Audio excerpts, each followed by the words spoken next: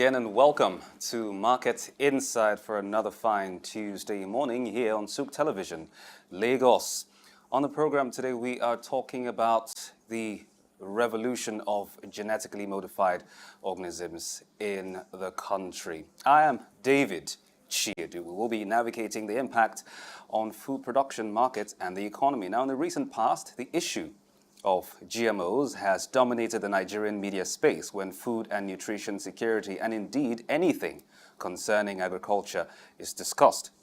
The issue reached a climax in the last few days following the launch of the Tela maize varieties by the federal government.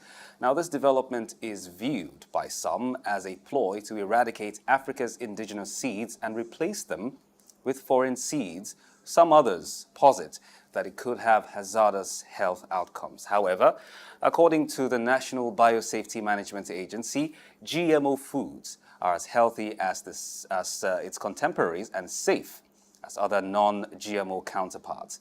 Some GMO plants have been modified further to improve their natural nutritional value. But what exactly does this mean for food production and the food market in the country generally? Also, what are the implications of mass distribution, purchase and consumption of GMO products for the economy? We discuss these and more on the program today. Joining us is Mr. Sola-Kolawole Onikoyi. He's an agriculturist and also an environment, culture and SDG advocate. Good morning, Mr. Onikoyi. Can you hear me? And also joining us is Ms. Inyingi Irimagha. She's a policy analyst. Good morning, Ms. Irimagha. Thank you for joining us.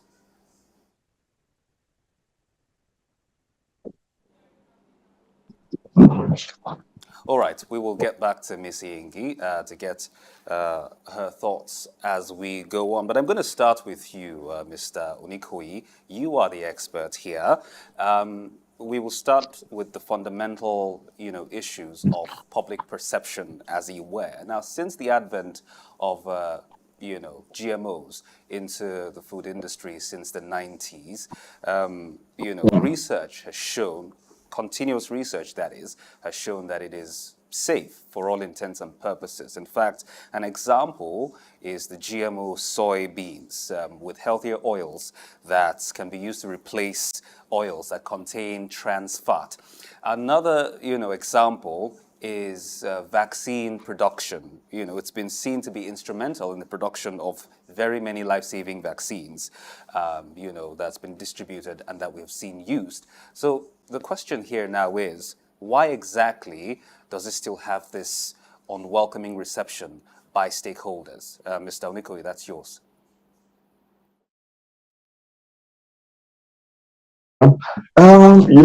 Genetically modified organisms, especially as regards food, has remained some sort of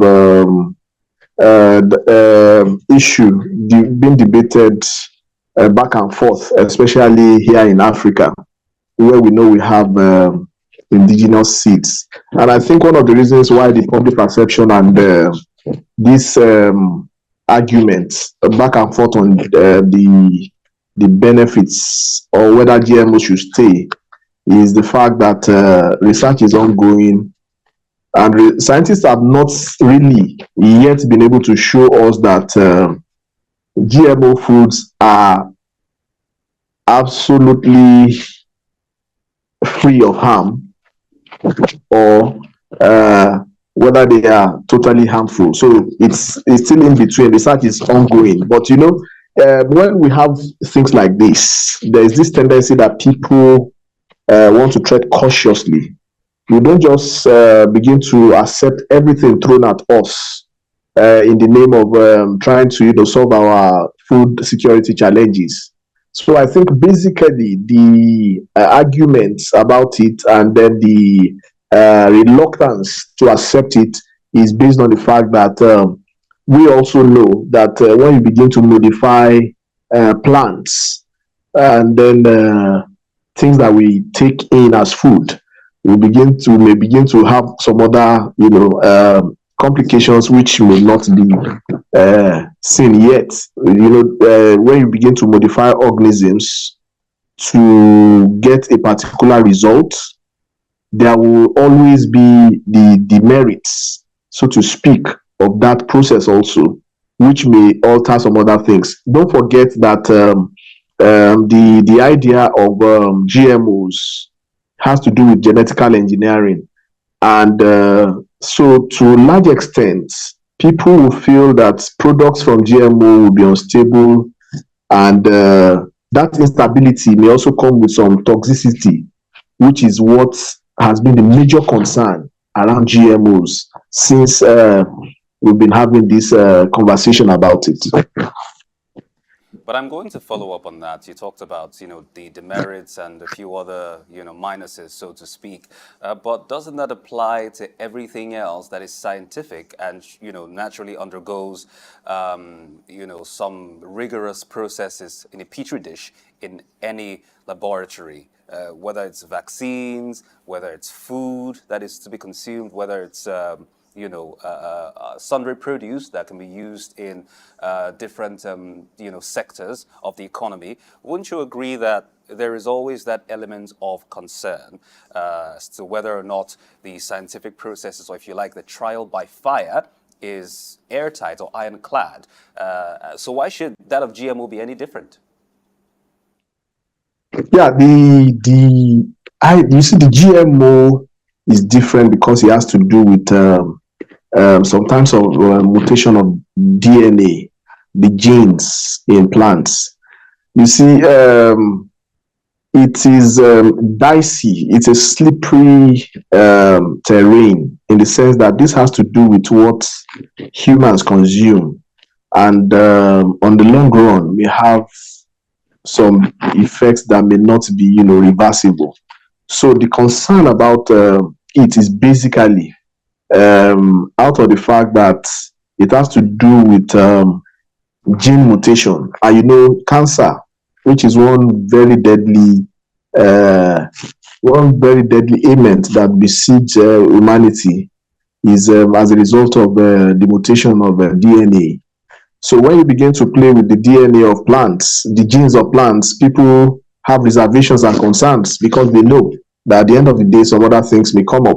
So, but let me quickly refer us back to 4 years ago when we had COVID. There were strange predictions that our continent will be worst hit.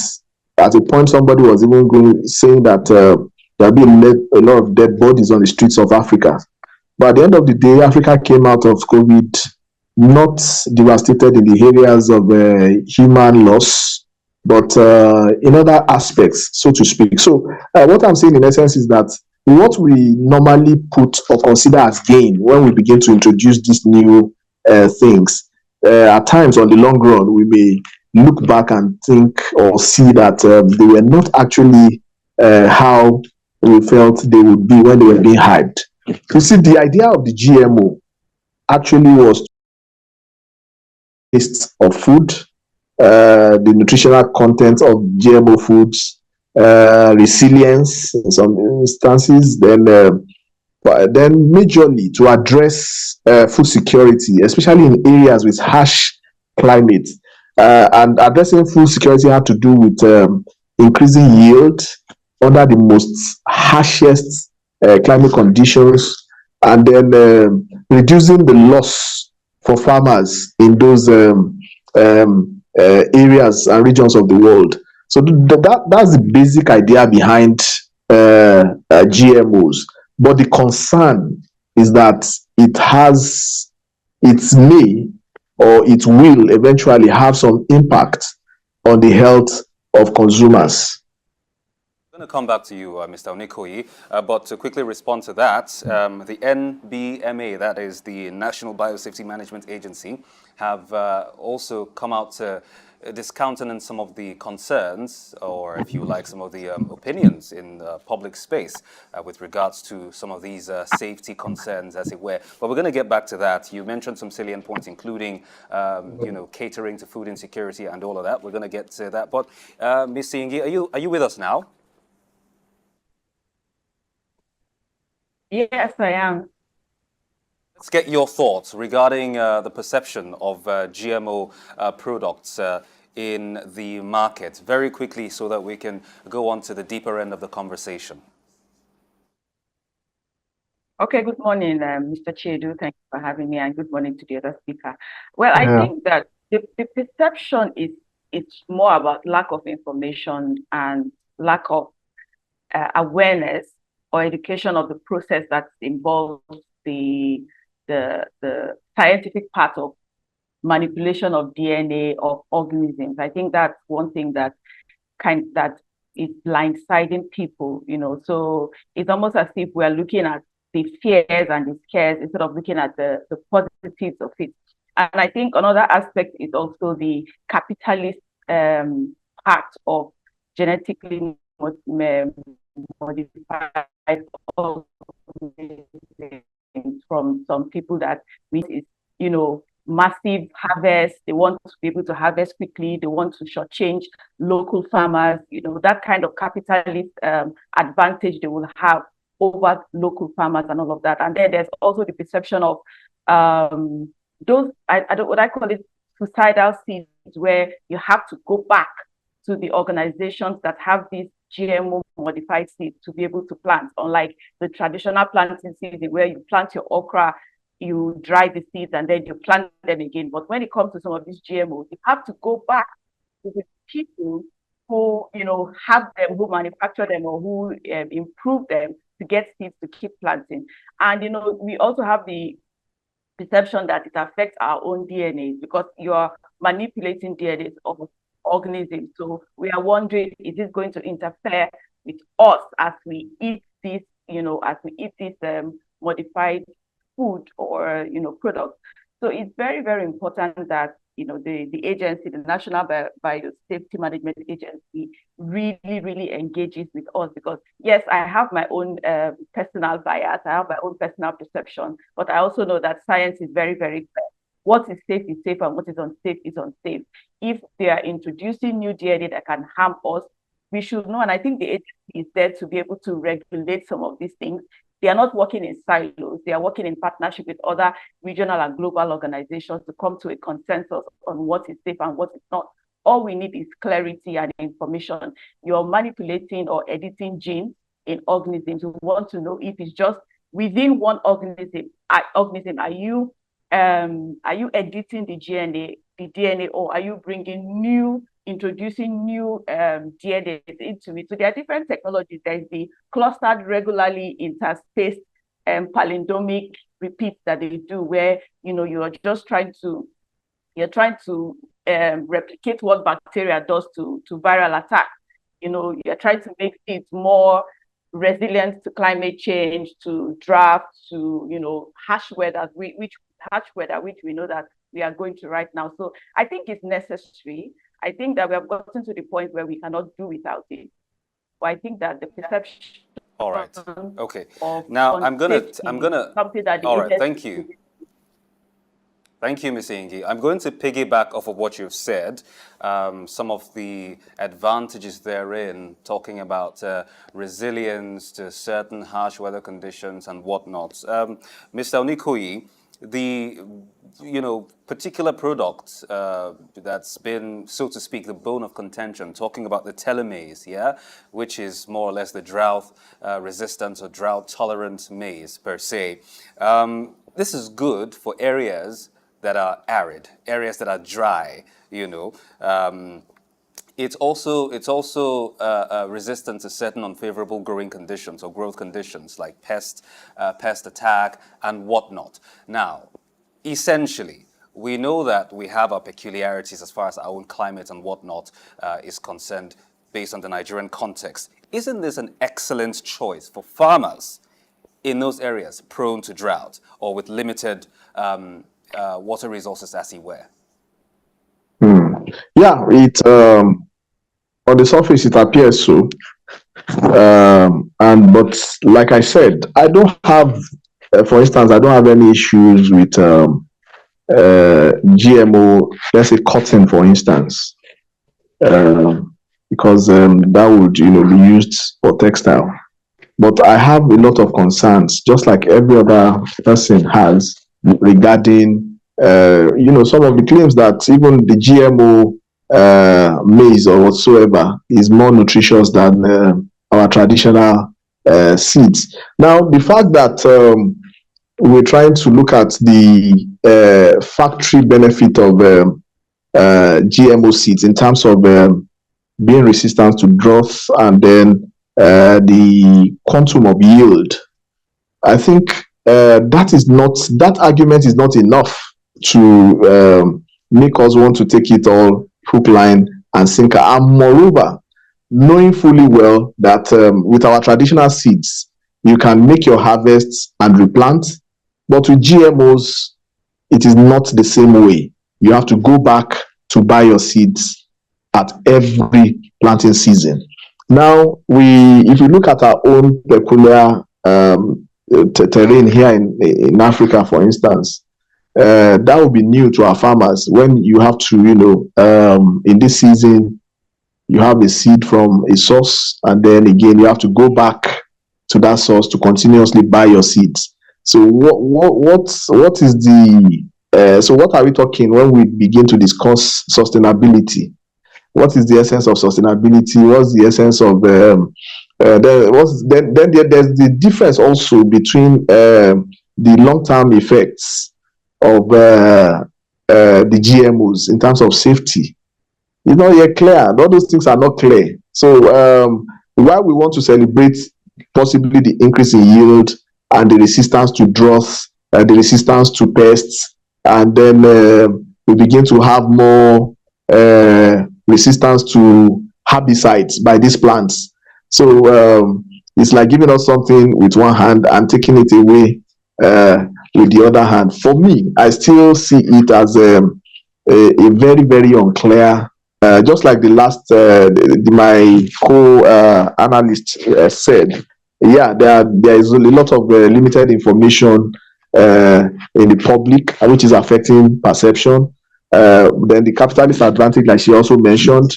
Then the most important one is the one that has to do with, engineering genes, playing with genes and then crossing genes or whatever, trying to genetically modify how a plant should grow. So, but for me, I just want to be clear that for some other plants, which may not be staples for households, yes, the GMOs can be okay for cotton, for instance. I think that would improve a lot. It will even be economically, viable in our environment. But for our foods, tomato, pepper, cowpea, and maize, I have a lot of reservations about the use of GMOs as against our traditional seeds. We would explore more of those reservations as we go on. But let's come to you, Ms. Inyingi. Now, this is seen as one veritable way to solve a lingering crisis of food insecurity in the country, as it were. Now, considering where we are with regards to this particular issue, what do you make of the prospects of GMO?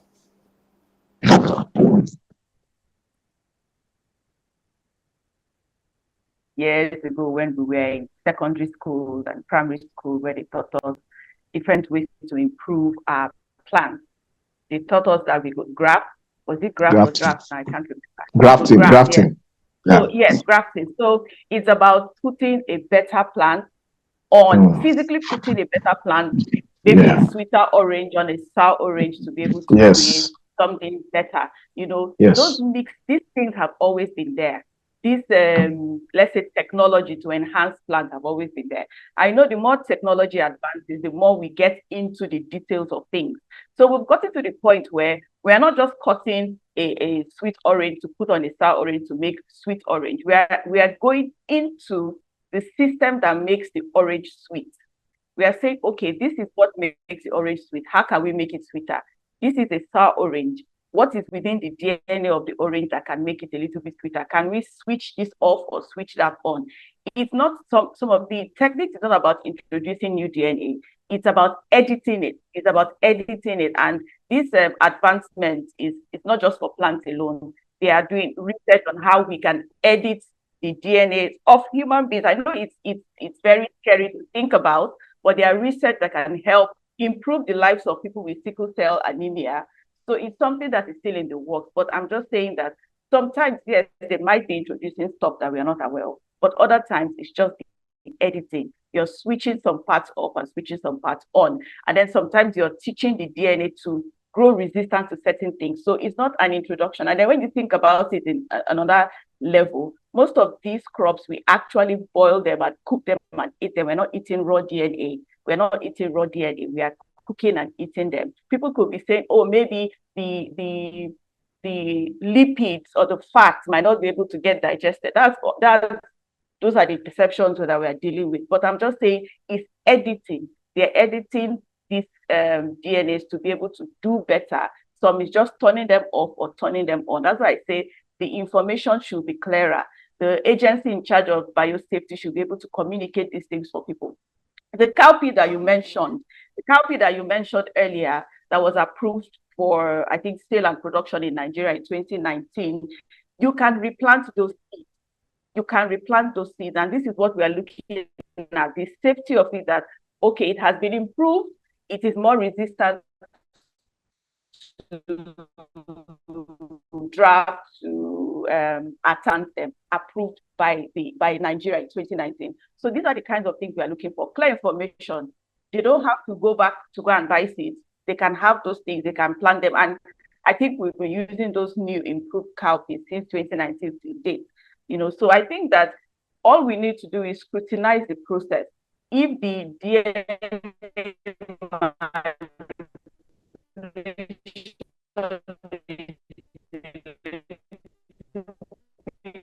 Mr. Inyingi, we're having a little bit of an issue with your connection. I would hope that you would be able to recount what you've just said the last couple of seconds, because we couldn't particularly hear you well. Hopefully we can get the rest of what you've said. Can you hear me now? I can hear you. Okay, could you just dial back a few seconds from what you've been saying, because I missed the last part of it.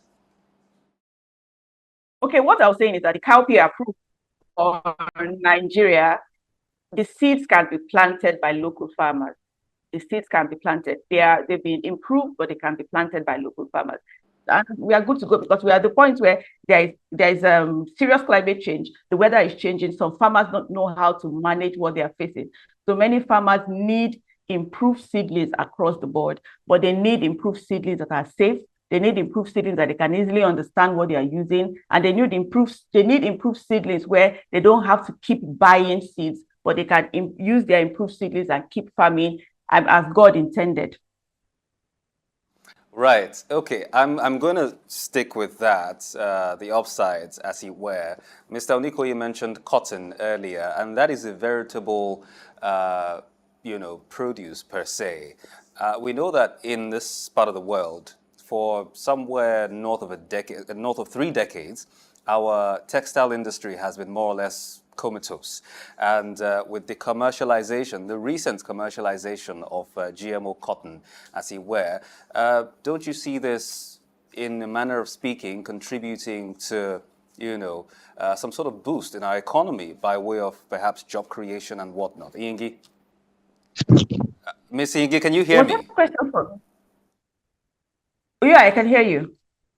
I didn't get the question, sorry.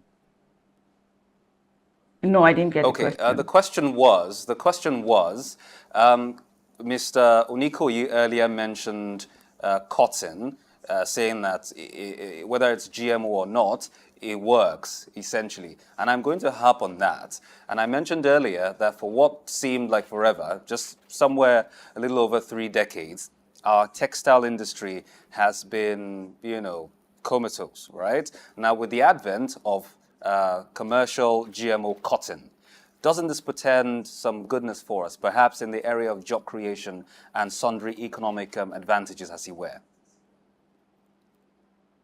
Of course, it does. It actually does. That's a very good example for where GMO should even be used, to advance technology like that, and of course, boost sectors of the economy, like the textile sector. You know, we are not a textile industry. We are not eating textile, but we have crops that are silk crops that are growing faster. I know there is a paper aspect of it where trees that are harvested for paper, they grow faster with less water and whatever. So that is one aspect that I think we should keep exploring, since there is very little human interaction. We are not eating the textile at all, but it is helping the economy. It makes the crops grow faster. It helps for production. Some even edit this, improve these trees and these plants in a way that is easier to make out textile and papers from them.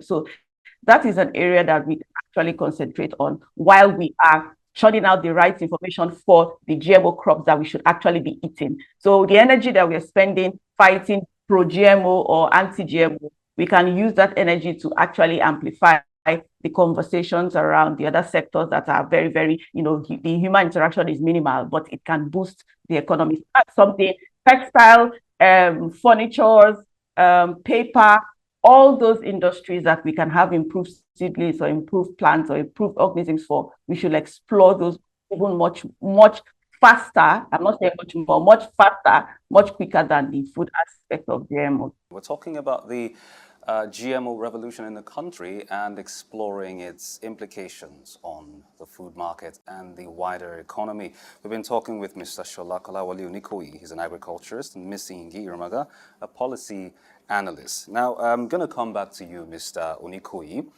with regards to your thoughts on regulation in the country. So far, one of the regulatory bodies responsible primarily for GMO is the one I mentioned earlier, the NBMA. Do you think that concerning where we are, regarding where we are rather, their efforts at, providing guardrails have been adequate enough? And, what is it compared to other parts of the world as far as, best practices are concerned? For me, I think it's a no, because for when you are introducing things like this, one will expect that across every agroecological zone, there will be massive tests or trial sites where we can always collectively, jointly do reviews. I have a view regarding all these GMO talks, in the sense that we are not looking at all the angles. For instance, we are not looking at the kind of disequilibrium that these plants will cause to the natural ecosystems. When we were talking about, when Inge was talking about grafting occurs in the same agroecological zone. We graft within the same zone to just get a better, say for instance, where you have sour orange and sweet orange, and then you have to graft. Those were the indigenous or local ways we improved our our plants back then. So, but what I'm saying is, when you bring in new plants with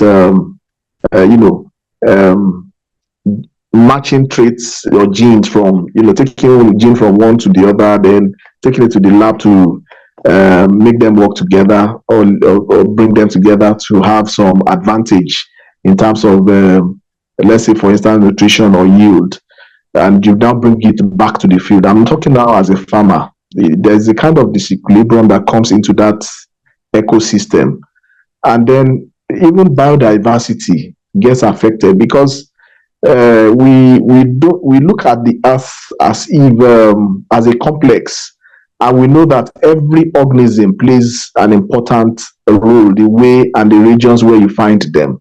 So, but when we begin to take organisms across different agroecology, there is a tendency to also cause some kind of disequilibrium in the ecosystem. Then we have elements of biodiversity loss also. So for me, like I've said earlier, if you look at the whole thing, we still need to, have some serious review of how we want to go about it, especially in our own environment. Yes, the regulatory agency will be doing their best, but for me, I think as a farmer, I've not really seen that play out the way it should be. I've not seen for instance, in the southwest where I am more conversant with the terrain, I've not seen enough or even any of their, trial sites or demonstration sites where we can actually over time go to review progress. So my reservations are around that area that we just take things, adopt, and then we fly with them, not looking at other Mr. Onikoyi, Mr. potential. Onikoyi, Mr. Yes. Onikoyi, now let me come again from this angle you're talking about. You speak about a disequilibrium, as it were, or an imbalance, as it were. Now, what does that particular observation have on, or what sort of impact would it have on market dynamics, pricing, as well as consumer behavior? Okay. You see, like I said, agriculture is a complex. So when you begin to move organisms, they have a way of what would be the impact. For instance, let me give you a small example. For those of us that keep bees, for instance, how will bees, for instance, interface with the nectar from GMO plants? That has not been, put to us exhaustively in a way that we can actually know that our bees are safe. Because some of us that keep pollinators also are concerned about these things, because we don't know whether the nectar from those plants are good for our pollinators. So, and on the long run, if I make my source of livelihood from bee products, honey and the likes, and then I discover that when a large field of GMO plants comes around my farm, then I discover that I begin to have less harvest in terms of honey and the likes. So those are connected activities which we cannot just discountenance. Yes. All right. Now, Ms. Inyingi, if you can hear me, I'm coming to you now. Let's talk about, well, part of the regulations. I want to consider it as that anyway, labeling of these things. Some people talk about it as an upside. Some people say that it's not. As a matter of fact, I've been in arguments where people have said it's in order to label some of these GMO products so that people know what they're getting off the counter, over the counter, on in the aisles in the supermarkets and whatnot. Others say that it's unnecessary, little to too much of a reach, and then could some way somehow stigmatize the products per se. But in your view, what do you see this? How do you see this with regards to its influencing consumer choice?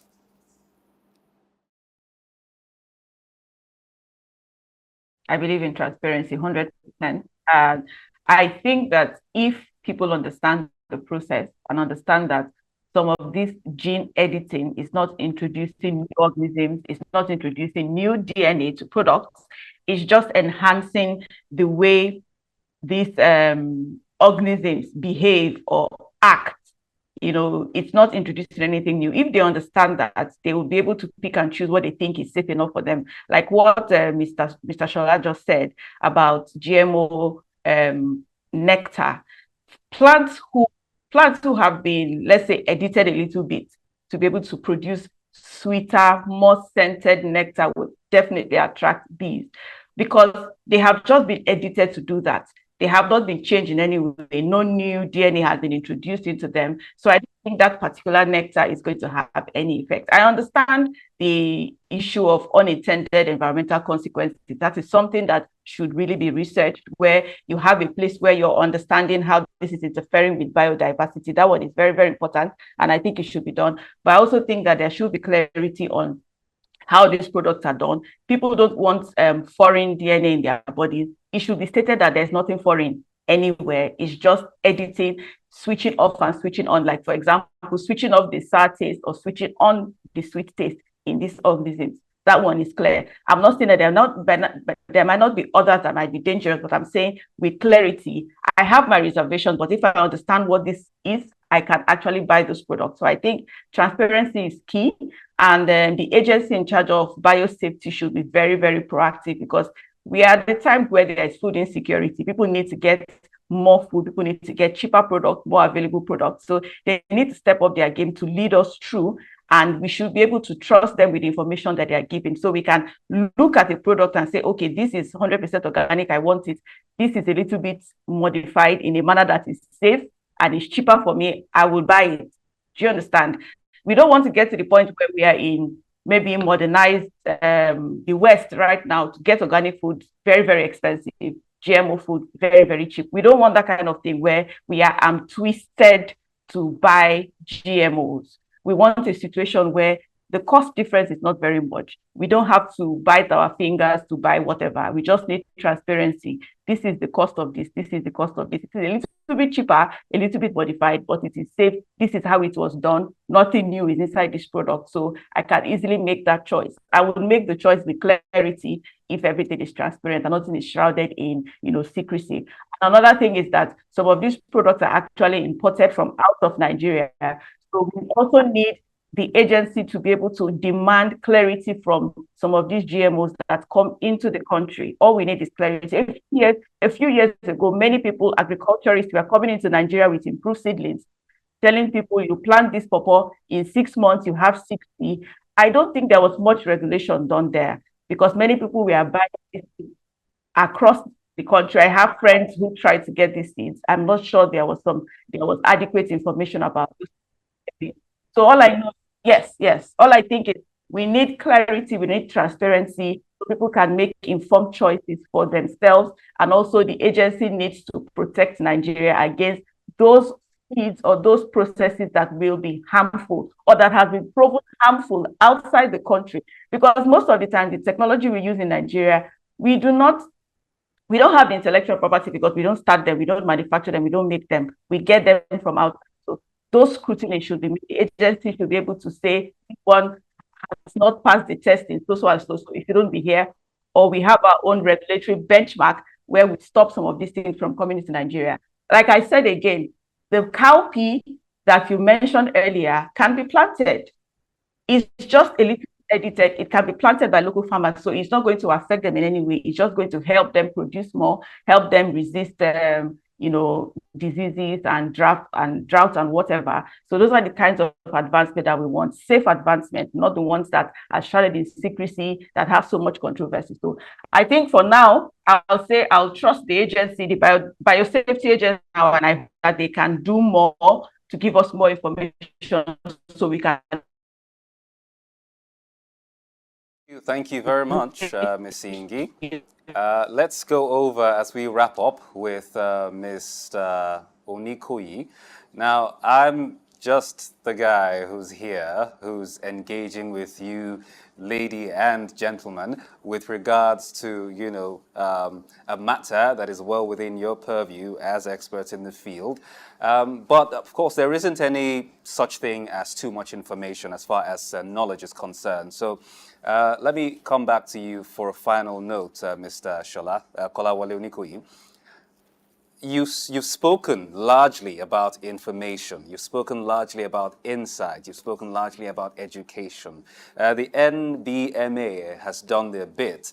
The NAFDAC as well, even though they're, some way here and there, have also done theirs. What more can be done across the board to make sure that there is adequate information? You both have put some very salient points on the table this morning. However, there are others out there who are still, none the wiser as far as this matter is concerned. So in your view, very shortly, please, how best can we up the ante on information across the board, that is?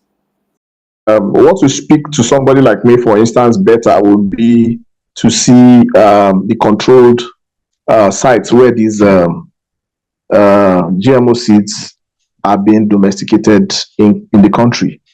And this will be done across, in the first instance, say the agroecological zones, or we scale it down to state by state so that we see the controlled and our traditional sites side by side. Then we'll be able to draw our own conclusions, and this will have to be done to farmers in clusters, so that in trying to cascade the information about GMOs, it will not just be for a section of the sector. It should go down as far as farmers in Nigerian communities, to be able to see what they're trying to do with introduction of GMOs into our society. So a lot needs to be done in terms of domestication. Just like the last speaker said, she mentioned the fact that some of these things come into the country, and it doesn't appear that there's kind of control or regulation. Everybody just brings in anything they want to bring in, and then they plant. So instead of importing, we will not want that import regime. We want a situation where these things are domesticated and they are raised in the country. So like I said, I mentioned the aspect of biodiversity loss and the disequilibrium in the natural ecosystem. They are not just light. They may appear insignificant, but they are very, very deeply entrenched in the system. All right, Mr. Sola-Kolawole Onikoyi, thank you very much for your thoughts. Unfortunately, we have run out of time and we have to go. But we do appreciate your time very much. Mr. Sola-Kolawole Onikoyi is an agriculturist, and he's also an environment, culture, and SDG advocate. Very many thanks for joining us on the program this morning, Mr. Onikoyi. Ms. Inyingi Irimagha, thank you as well for joining us. She is a policy analyst. Many thanks also for joining us on today's edition of Market Insight. We do indeed appreciate both your insights and your time.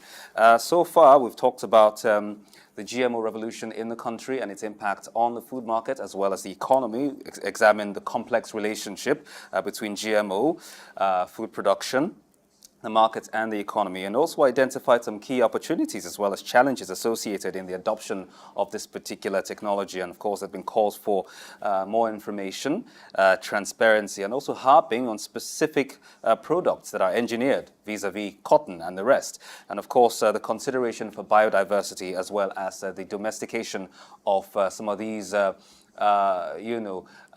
silos, information hubs, if you like, so that everybody can be carried along adequately. And that's our package on Market Insight. But before we go, a quick look at the currency markets, going to the official and the parallel market.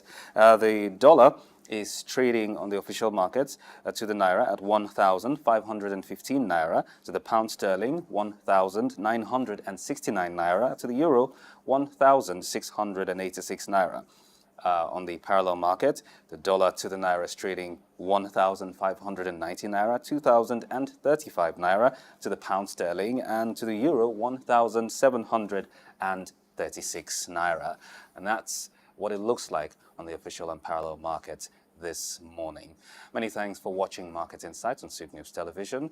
We'll bring you another insightful episode tomorrow, but do stay tuned to your television sets. My name is David. Chiedu. Enjoy your day.